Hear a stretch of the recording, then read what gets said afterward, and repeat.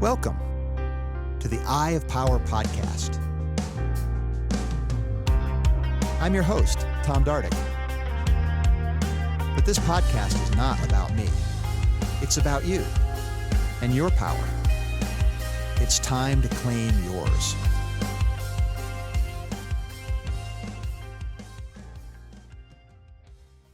This week on the Eye of Power podcast, it's just me. Yet again, I just came back from a vacation, which is the third time I've been on the cruise to the edge, which I have talked about a little bit before. But if this is the first time that you're seeing me talk about it, this one went to the Bahamas and to the Dominican Republic, but it doesn't really matter where it goes because the boat is the destination. Why? Because it has about 30 bands on this boat. That means concerts all day, every day. And the cruise to the edge was started by the guitarists in the band's Genesis. And yes, so we're talking about progressive rock here. And fortunately, that genre didn't just peter out with that first phase, even though Steve Hackett was on this particular cruise and his band is fantastic. They played new stuff that's sort of heavy, and they played a bunch of stuff off of the Lamb Lies Down on Broadway, in case you're familiar with old Genesis that still had Peter Gabriel in the band, and that was fantastic. Most of the bands, I would venture to say, may be new to you. Some of them are new to me, so I would assume they might be new to you unless you are already familiar with the entire genre of prog, which in that case, you don't need me to explain what the Cruise to the Edge is. So bands from all over the world that are united by sort of the progressive element, which is more complicated, like it's focus on musicianship and perhaps more complicated structures. Although some of the bands were basic song structures, but it's just kind of a genre that is musicians' music or more complicated music than what you'd normally be exposed to on, say, radio, if anybody listens to that anymore. And I'm mentioning all this because it's a passion of mine. I've been a musician my whole life. I've loved this genre for a long time, and I'm a drummer. So on this cruise, I get to not only hear these fabulous drummers that are some of the best in the world, people like Marco Miniman and Craig Blundell and Nick DiVirgilio and many others. Some I don't even know their names. I know their first names now, but absolutely incredible, incredible musicianship. But get to know them as people because they play, they have their gig, but they're on the boat too. So we're all hanging out and listening to bands together and walking around, doing all the various activities. So it's really a nice way for artists and their fans to connect in a meaningful way. And the spirit behind it is really great. Everybody's sort of in a very euphoric, kind of happy place. And I found myself kind of drifting in that direction as the cruise went on. I did not purchase the internet package, so my phone was useful as a camera only, and I used it that way. That was great. But I wasn't checking messages. I wasn't keeping up on news. I didn't care what the market did. And I found myself getting more and more present as the time went on. Now, that's an easy thing to do when you're having fun all day and you're having fantastic conversations and you're experiencing, great performances in a thing that you really love, and you're in an environment where everybody's sort of doing the same thing. But I think it still holds for the rest of our lives too, where it was an example for me of the stark contrast of being engaged and present and really being 100% focused on what's in front of me as opposed to having the routines that I pretty much never chose consciously. They just sort of got in there, whether it be a notification on my phone or the habitual checking of messages to make sure I'm not neglecting somebody who needs something from me, or checking up on some news or watching a show I like or a podcast that I like, something along those lines.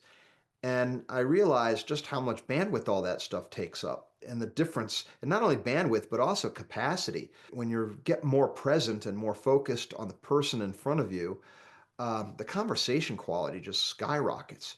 I mean, I had some conversations that you just don't have in the sort of the walking around day to day type of thing. And I do think it is possible to have more of that. Now, in an organization, we have a job to do. We have tasks. Everybody's busy. They've got their to-do list and they're trying to get it done.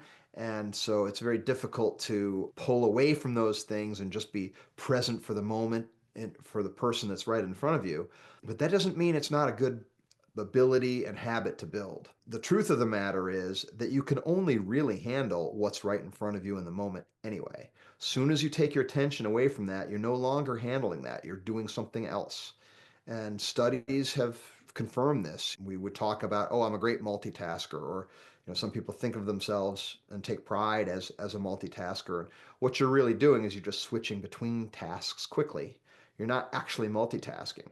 You're doing one thing at a time. You're just flipping around. And no matter who you are, those transitions have a price to them. You have to reorient, you have to disengage, reorient, and that takes energy and it takes attention, and you have to spend time figuring, okay, where was I, and catching back up again. And all of that degrades the feeling of connection you get when somebody is, and both of you are fully present. This is something we talk a lot about when we talk about the idea of active listening. Active listening is the idea of putting everything onto the side and just making it your agenda to understand precisely what the other person is trying to share. This is really easy when you're engaged. So if you're talking about a band you love on a cruise that you get to see the band, no problem. But if you're talking about something that you disagree on, a policy that you are proposing and the other person's opposing, or across political divides, or perhaps something critical of you, these are where it's a little bit more of a challenge. So this is where the opportunity lies to work on these muscles of being present. Now, active listening is a little bit more than that. It's a kind of a discipline because you're present, yes, and you have to have the discipline of putting aside whatever those impulses that the person's words and actions are bringing up for you. You have to build that muscle, putting them aside. So that's a little bit of a different thing. But being present also is being open. And being open is something that is another muscle that I think tends to atrophy as we get busy, as we get invested in outcomes. So, what's being open mean? Well, in the sense of being present, being open is being more in the question than in the answer, and being more in the discovery than it is the explanation.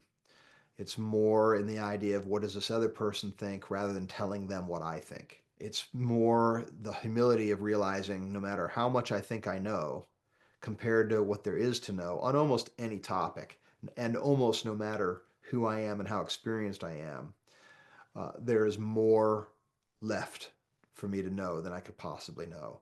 The world is inconveniently complex, as our heroine in the novel Sudden Onset like to say.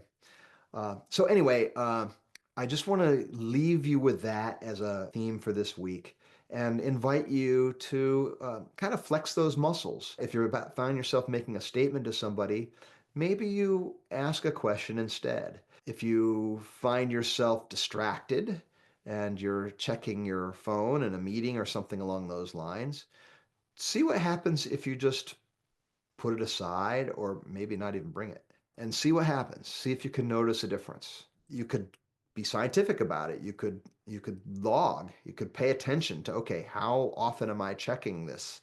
And you could look and see, oh man, I spent 20 times in this day did I come out of my conversations or the flow of the day to do something else that I was conditioned to do. And that's not the best strategy either. So we can all get better on this. It's not a matter of beating ourselves up or thinking, oh my gosh, I'm horrible in this way. No, the modern world has basically done this to all of us. It wasn't done to you. It's not, it doesn't make anybody a villain or a hero. It's simply that everything has its price and everything has trade-offs. And the trade-offs of our modern conveniences and this connection we have to the entire world is that we have to have the discipline, enforce the discipline at times to be present for the person who's directly in front of us, because that's really where the real world lives. That's where our power is. That's where we get our highest and best experiences of life. when you get to these conversations, you really feel connected to the person soul to soul. You can have lifelong friendships, lifelong relationships out of experiences like that. So the power is not to be underestimated. And so I invite you to that party. If you want to play along this week, do some things along those lines and feel free to share what your experiences are. I'd love to hear about them. So thank you, and we'll see you again on the Eye of Power podcast.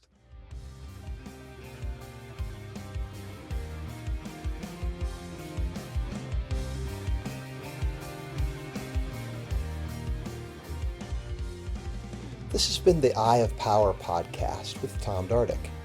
I'd like to thank you for listening. I'd also like to thank my brother Scott Dardick for the music and his music production. If you'd like to reach me, simply email Tom at dardickcommunications.com.